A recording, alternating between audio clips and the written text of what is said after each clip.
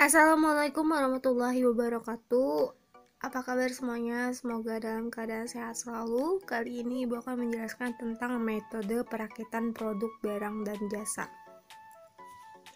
yang sudah pernah kita bahas dalam pertemuan sebelumnya, yaitu tentang metode perakitan produk barang atau jasa dan bagaimana sih cara melakukan perakitan produk barang dan jasa.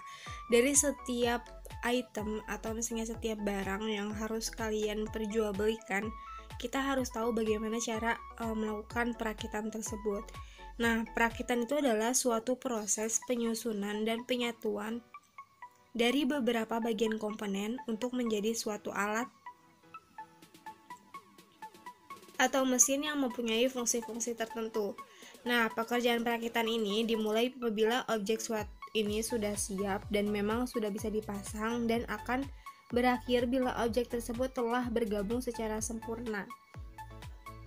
Perakitan juga dapat diartikan sebagai penggabungan antara suatu bagian yang satu dengan yang lainnya, atau misalnya sesuai dengan pasangannya masing-masing. Nah, prinsip dari perakitan ini adalah proses manufaktur yang terdiri dari apa? Terdiri dari pasangan yang semua bagian-bagian dari komponennya menjadi suatu produk. Terus dalam proses pengencangan, proses inspeksi, dilihat nih, dan pengujian fungsionalnya. Kemudian pemberian nama atau label serta pemisahan hasil. Kemudian perakitan yang baik dan hasil perakitan yang buruk seperti apa, serta pengepakan dan penyiapan untuk pemakaian akhirnya. Perakitan ini merupakan proses khusus bila dibandingkan dengan proses manufaktur lainnya. Sementara dalam perakitan bisa meliputi berbagai proses manufaktur. Adapun metode-metode perakitan, yaitu ada metode perakitan yang dapat ditukar-menukar, metode perakitan dengan pemilihan, metode perakitan secara individual. Bedanya di mana? Ketika dikatakan metode perakitan yang dapat ditukar adalah bagian yang akan dirakit dan dapat ditukarkan satu sama lain karena memang sama. Terus karena bagian tersebut ini dibuat oleh suatu pabrik secara massal dan sudah distandarisasinya. Jadi baik itu menurut ISO, DIN, GIS, dan lain sebagainya. Jadi memang ukurannya itu udah satu ukuran dan memang bisa ditukar-menukar dengan ukuran yang lainnya. Kemudian adalah perakitan dengan pemilihan. Nah, metode ini adalah perakitan dengan metode pemilihan, yaitu suatu komponen-komponen juga ini dapat dihasilkan dengan produk massal dan pengukuran-pengukurannya tersendiri menurut batasan-batasan ukurannya. Jadi sudah dipastikan ukurannya itu memang hampir sama gitu ya. Terus perakitan secara individual, yaitu perakitan secara individual ini dapat mengerjakan tidak dapat kita pisahkan karena pasangan satu dengan yang pasangan lainnya itu mungkin bisa tidak sama kayak gitu. Terus karena dalam pengerjaannya itu harus beruntun dan tergantung pada bagian yang sebelumnya. Salah satu komponen yang berpasangan tersebut kita selesaikan terlebih dahulu, kemudian pasangan lainnya menyusul dengan ukuran patokan yang telah diambil di komponen yang pertama.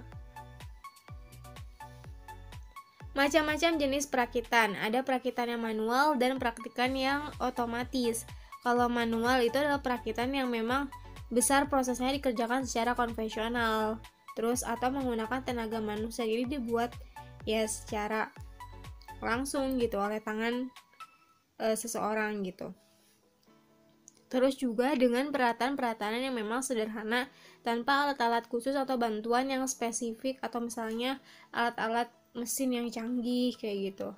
Terus perakitan otomatis. Kalau perakitan otomatis itu berbeda dengan yang manual.